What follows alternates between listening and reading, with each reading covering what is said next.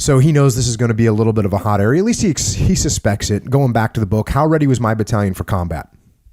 We had never maneuvered in combat as an entire battalion, although all 3 rifle companies had been in minor scrapes. So they've been in Vietnam for a while. They've been in a little bit of contact, but nothing too major. And like he just said, none of them hadn't been out as a group, as a battalion. Back to the book. Most of the men had never seen an enemy soldier dead or alive. We had killed fewer than 10 black pajama guerrillas in the get-acquainted patrols and small operations since our arrival. The 4 line companies had 20 of their authorized 23 officers, but the enlisted ranks had been badly whittled down by expiring enlistments, malaria cases, and requirements for base camp guards and workers back in An-Khe. Alpha Company had 115 men, 49 fewer than authorized. Bravo Company had 114 men, was 50 short. Charlie Company had 106 men, down by 58. And the Weapons Company, Delta, had only 76 men, 42 fewer than authorized.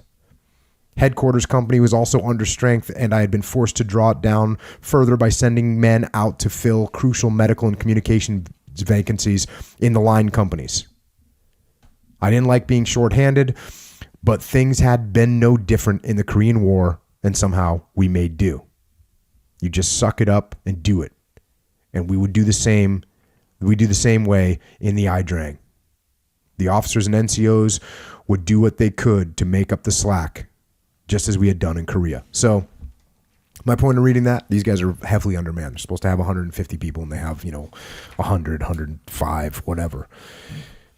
And there's nothing they could do about it. Mm-hmm. And it's also interesting and worth noting that he has a headquarters company. So you got the battalion commander, and he's got a group of guys that do weapons for him and also communications, and he's pushed those guys out. So instead of keeping those guys and making him his own team all fat and happy, nope, he makes his team thin and gives as much as he can to the forces that are out in the field. So another good note on leadership. Yeah.